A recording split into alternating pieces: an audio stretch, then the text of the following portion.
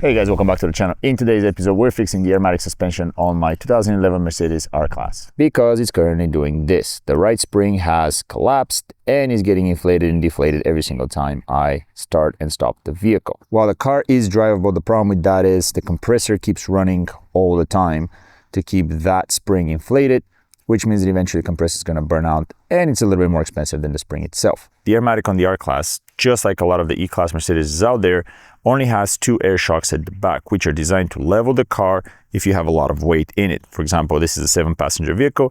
You put a lot of people and luggage in the back, the car is going to lean back because it's such a long wheelbase vehicle. The air suspension helps it level back out. So we have two air springs in the back, compressor in the front, and a controller under the seat.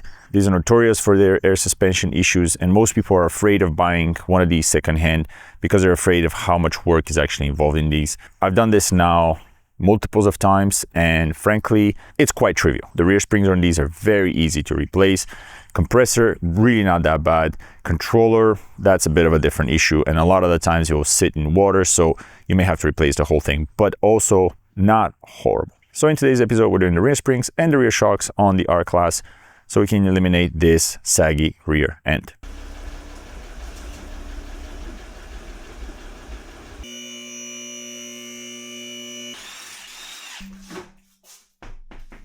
We're doing the airbag and we're doing the actual shock. All I know, the service on the R-Class is incredibly easy for what it actually is, for changing the whole suspension. And truly, the only annoying part of this is the top connection for the shock. The airbag can be done in what I would say is probably about 12 minutes. The shock itself can be done probably in under 10, but you have to take half of the interior apart to get to the top two nuts. It's just one of those things where you really have to wonder what the hell Mercedes was thinking doing that, because they could have really simplified it quite a bit. The first thing we're going to do is disconnect the air line going to the bag right there. That's going to deflate the bag. Take it easy. This is clearly under pressure, so undo it. Just be careful. Pull it right out. Deflate the bag, and then we can pull it very easily.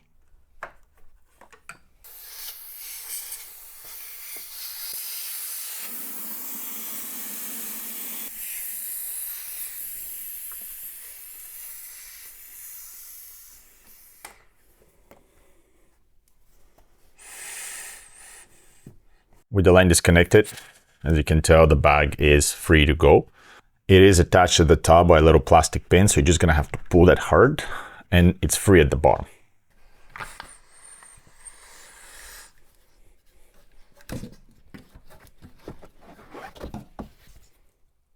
This is the little installation tab that I was talking about. This is a one-time use. Once it goes in, when you pull the bag out, it will get damaged.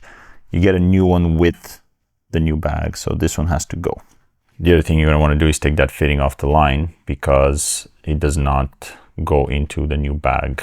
There's no big secret to it. You just have to take the little crush washer on the front, this little guy, discard it, and then just slide the fitting right out. Now, I've made the mistake before of cutting this line so I can get a clean edge here. Don't do that. The actual line itself has a little bevel on it. So when you're installing in the new bag, it actually fits much better. So do nothing with this line. It goes right back into the new bag as is. The new installation tab goes in the exact same spot. This is your level sensor. I was actually going to replace them, but both of these are in very good condition. Sometimes the arms will rust off, sometimes tabs will break off. No need to replace these. I have a new sensor, but if they ever fail, I'll replace both of them at the same time. One thing I do like to do is take this connector off and spray it with contact cleaner just because of where it sits. It gets bathed in crap the whole time.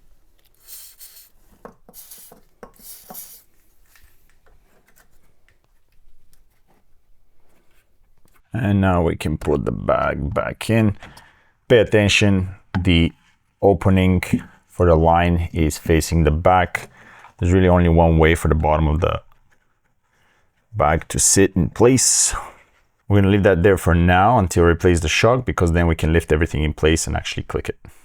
That's the bag done more or less. Like I said, 10 minutes at best, very straightforward. Now, let's do the shock. That one's a little bit more tricky, but still not that bad. You don't really have to take the liner off. I prefer to take it off because frankly it gives you good access and you can clean up behind it because you get a lot of dirt accumulated. So let's take the liner off and we'll take a look at the back.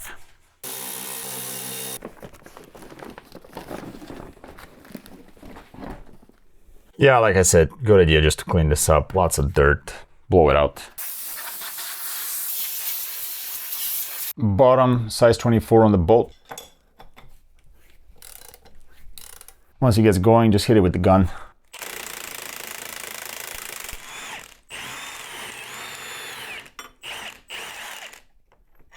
Big bolt. And here comes the most annoying part of this entire process, and that is accessing the two top bolts for the shock. Now, the bolts themselves are right here. That's exactly where they are. It's two little nuts, very straightforward. Unfortunately, Mercedes, in their infinite wisdom, expect you to remove this entire panel to access these two bolts down here. Now, they could have put like a little access panel here. They could have done 1,000 different things. They could have made this removable so you can just reach in and grab it. They did not. On top of that, when you look at this the first time, it appears like you can take it apart. It appears that you can just remove this because it's a separate piece. However, it's actually fused to the back of this panel. So if you try to take this out, you're definitely going to break it. Not saying you can't, because if you did that, then you save yourself the trouble of removing this whole thing. But anyways, it's a pain in the butt. The second thing is this is all very brittle plastic. So when you start pulling these things out, it will break on you one way or another. To properly remove it, you've got one bolt right there. You've got another bolt right there. And you've got a tiny little bolt right there. Tricky part is you actually have to open the door, and this is attached to the frame on the front.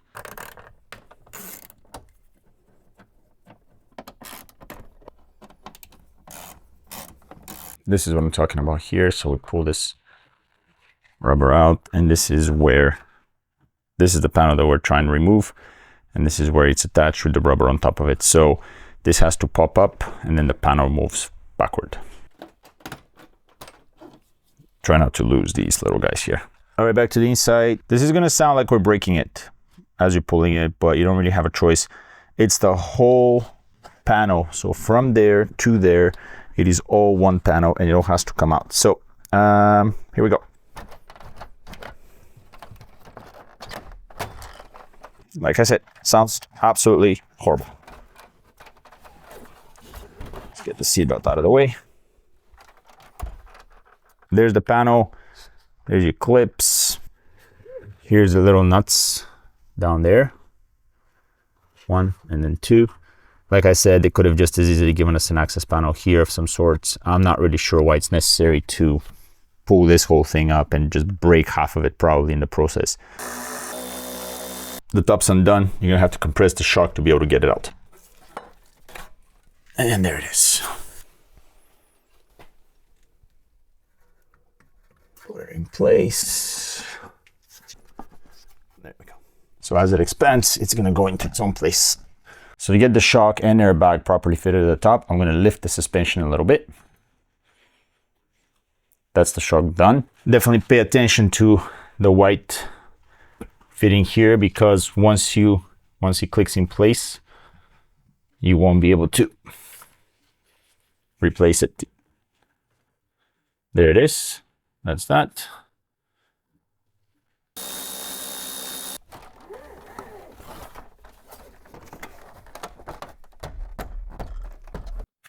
Seriously, this is such a stupid way to do this. To fit the airline, you gotta pull the little plug on the airbag inlet and just push the line in place. That's it. That's all that happens. Now this is a bit of a tricky part here. You may or may not be able to do this depending on what sort of tool you've got. Hopefully you've got yourself some sort of diagnostic tool that works with Mercedes. Once you go into the suspension, you can feel the left or right bag by activating the compressor. And you're gonna wanna put some air into the bag before you put the car on the ground. Otherwise you're just gonna squeeze it. We've got some air in the bag now. The line is good. Everything's in place. So what we can do is we can probably take the jack off. Check again. Bag's in place, everything's stretched. Shock's good. everything seems to be all right. So the last thing to do, close this up, tire on, vehicle on the ground, check the level.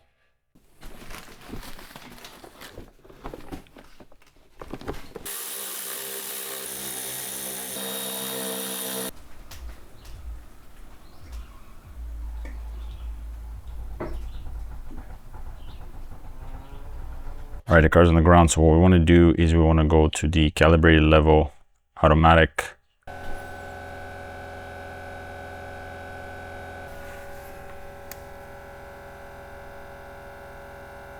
That's the job done, very straightforward. But before I wrap this video, I want to mention a couple of things.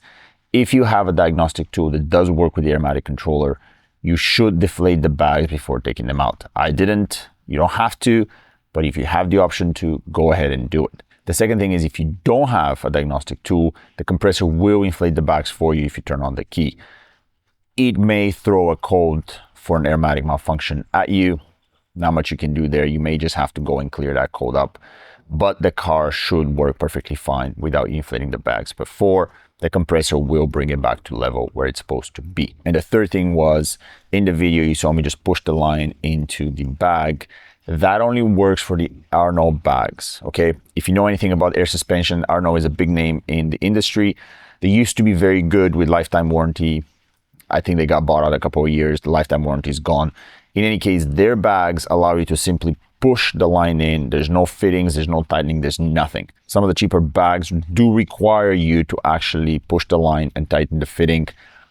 Figure out which one you've got and follow the instructions of the manufacturer. That's it for the job. Very straightforward. Thank you so much for joining me. As always, if you like what you see, click thumbs up. If you want to see more, click subscribe. And I will see you guys next time when we're going back to the 90s. All right? See ya.